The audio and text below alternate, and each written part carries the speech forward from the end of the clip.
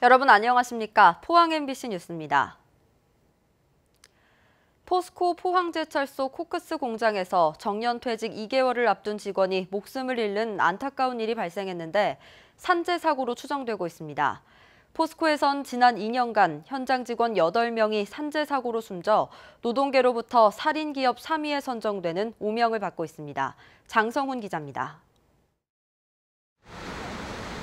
포스코 포항제철소 공장에서 야근 근무 중이던 60살 장모 씨가 쓰러진 채 발견됐습니다.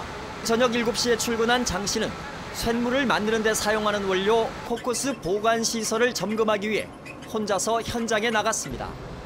하지만 밤 12시 휴식 시간이 돼도 장 씨가 돌아오지 않자 동료들은 무전기로 연락을 취했고 장 씨는 반응이 없었습니다. 동료들은 장 씨를 찾아 나섰지만 현장이 워낙 넓은 탓에 2시간 반이 지나서야 장 씨를 찾을 수 있었습니다. 발견 당시 장 씨는 팔에 심한 상처를 입고 팔뼈가 부러진 상태였고 병원으로 옮겨졌지만 바로 숨졌습니다. 왼쪽 팔 쪽에 살점이 뜯기고 팔 부분이 완전히 우리가 만져봐도 골절이 확인이 되더라고요. 왜 그렇게 됐는지는 아직까지 밝혀진 게 없고. 노조 측은 장 씨의 부상이 목숨을 잃을 정도는 아니었다며 옆에 동료가 있었다면 바로 신고해 살릴 수 있을 거라 주장합니다. 2인 1조로 나가서 설비 점검하고 설비를 동작시키거나 같이 나갔는데 혼자 나가다 보니까 돌발 상황이 생겨도 대처하기가 힘든 겁니다. 포스코 포항제철소와 광양제철소에서는 지난 2월 한 직원이 크레인에 끼어 숨지는 등 올 들어 벌써 3명의 사망자가 발생했고 지난해에도 가스 누출 등으로 5명이 숨졌습니다. 경찰은 포스코가 작업 규정을 지켰는지 안전관리는 제대로 했는지 들여다보고 있습니다. 포스코는 지난해 최정우 회장이 취임한 이후 안전 분야에 1조 1,000억 원을 투자하겠다고 밝혔지만 지난 4월 노동시민단체들은 포스코를 최악의 살인기업 3위로 선정했습니다. MBC 뉴스 장성훈입니다. 포항시가 지진, 태풍 등에 대비한 다목적 재난대피 시설을 흥해읍 초곡지구에 설치하고 8월부터 운영할 계획입니다. 총 사업비 45억 원이 투입된 다목적 재난대피 시설은 에어돔 형식의 내진 특급으로 설계돼 지진과 태풍, 폭설에도 안전합니다.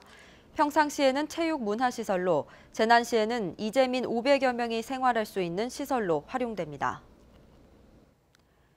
포항의 의과대학 설립 타당성을 조사할 연구 용역이 시작됩니다. 착수 보고서에 의하면 연구 중심 의과대학과 병원 설립을 위해서는 전국에서 유일하게 포항만이 할 수 있거나 포항이 해야 하는 의료 서비스를 구축하고 강소 연구 개발 특구 지정을 계기로 바이오와 의료, 소재 등 공동 연구 가능성을 검토해야 할 필요성이 제기됐습니다.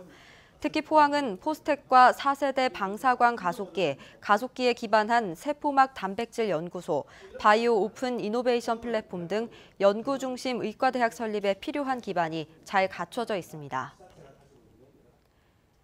경주시는 어제부터 강소기업 등 투자 유치 확대를 위한 관련 조례를 시행한다고 밝혔습니다. 주요 내용은 상시 고용 인원 200명 이상 대규모 투자기업의 특별 지원 한도 금액을 당초 최고 100억 원에서 상한 금액을 폐지했습니다. 투자 보조금 지원 대상도 100억 원 이상 투자로 낮췄고 고용과 교육훈련 보조금을 매달 100만 원, 기업당 6억 원으로 높였습니다.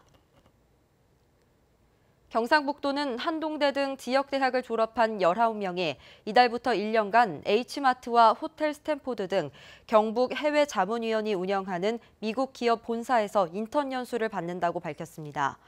도에서는 항공료와 실손보험료를 지원하고 졸업생들은 해외 근무를 통해 실무 경험을 쌓고 어학 능력을 키우게 됩니다. 경상북도는 지난 2010년부터 미국과 영국 등 10개국에 해외 인턴 350여 명을 파견했습니다. 포항 MBC 뉴스를 마칩니다. 여러분 고맙습니다.